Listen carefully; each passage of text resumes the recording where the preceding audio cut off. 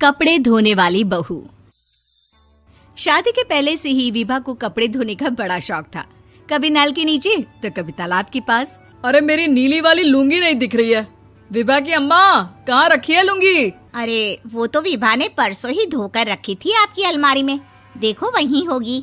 वो ना मैंने आज धो दी, मुझे लगा कि गंदी हो गई होगी। अरे कैसे गंदी हो गई थी? उसे तो मैंने पहना भी नहीं। हे भगवान, इस लड़की के कपड़े धोने की आदत से परेशान हो गया हूँ मैं। जितना तो घर में राशन नहीं आता, उससे कहीं ज्यादा डिटर्जेंट पाउडर का खर्चा है। इसकी शादी करवा दो, शादी जाए अपने घर में ही करे काम, फिर चाहे घर के कपड़े धोने हो या पूरे गांव के। हाँ ठीक बोल रही हो, देखता हूँ मैं कोई लड़का। वो दिन भी आ जाता है जब विभा को देखने लड़के वाले आ जाते हैं। लड़की मुझे अच्छी लगी। होने वाली सास कहती है, बेटी अगर कुछ पूछना है तो पूछ लो। वैसे तो हमारी लड़की बहुत ही शर्मिली है, जो बोल दो वो मान लेती है, इसे क्या पूछना होगा। अरे कैसी बात कर रही हो माँ, मुझे इन लोगों के घर रहना है, सवाल तो कई है। हाँ हाँ बेटा, पूछ लो ना, क्या पूछना है। आप लोगों के घर कपड़े कौन धोता है? सास का मुंह बन जाता है। देखो, अगर तुम ये कहना चाहती हो कि तुम्हें कपड़े धोने नहीं आते तो सुन लो, कपड़े मैं ही धोती हूँ, लेकिन तुम्हारे आ जाने के बाद मैं रुमाल तक नहीं धोऊंगी। अरे चुप रहना भाग्यवान, बहू बेचारी घर आई नहीं, उसे डराना शुरू कर दिया। वो क्या है ना बिटिया, अभी तक तो ये कल्लू की माँ ही धोती थी, लेकिन अब तुम्हारे पापा तो दहेज में वॉशिंग मशीन देंगे ही। तभी विभा की माँ बोल पड़ती है, सवाल भी पूछा तो क्या। वैसे भाई साहब, मशीन की तो फिर भी कपड़े धोने की कैपेसिटी होती है, मतलब जो बिटिया दे रहे हैं ना विभा, इसे कपड़े धोने का बहुत शौक है। ये आप लोगों के क्या, आस पड़ोस गांव मोहल्ले सबके कपड़े धो दे और उफ तक ना करे। बाहर देखा नहीं आपने कितने कपड़े सूख रहे हैं, सब हमारी बिटिया ने ही तो धोए हैं। बस भी करो ना माँ, शर्म आ रही इतनी तारीफ सुनकर।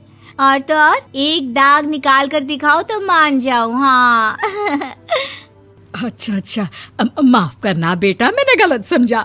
हमें तो रिश्ता बहुत पसंद है। और ऐसे जुड़ जाता है रिश्ता कपड़े धोने का शौक रखने वाली विभा का। उसकी शादी हो जाती है कोयला फैक्ट्री में काम करने वाले कल्लू के साथ। शादी के बाद अचानक विभा चिल्लाती हुई सास के पास आती है। सासू माँ, अरे सासू माँ कहाँ है आप?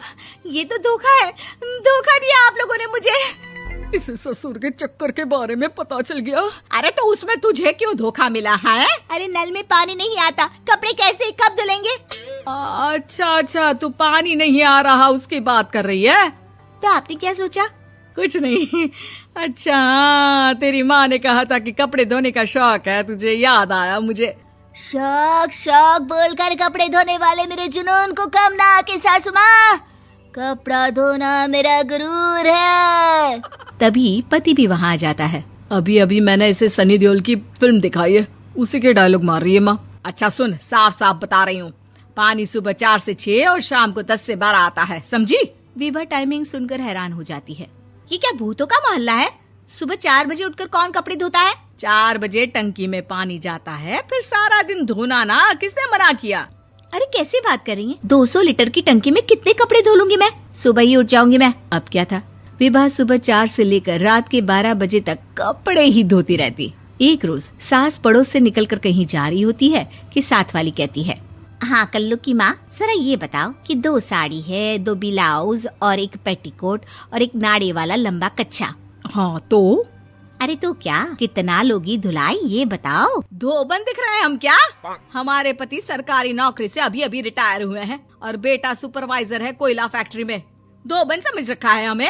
हाय रे कल्लू की अम्मा, माफ कर दो, वो तो मोहल्ले में यही सब बता रहे थे कि तुमने बहू को कपड़ा धुलवाने के काम में लगा दिया है। सास को पड़ोसन की बात सुनकर गुस्सा आ जाता है। वो घर पहुंचती है जहां घर के बाहर ही इतने सारे कपड़े सूख रहे होते हैं जितने कि किसी धोबन के घर पर। अरे ओ कल्लू की दुल्हन, बाहर निकल।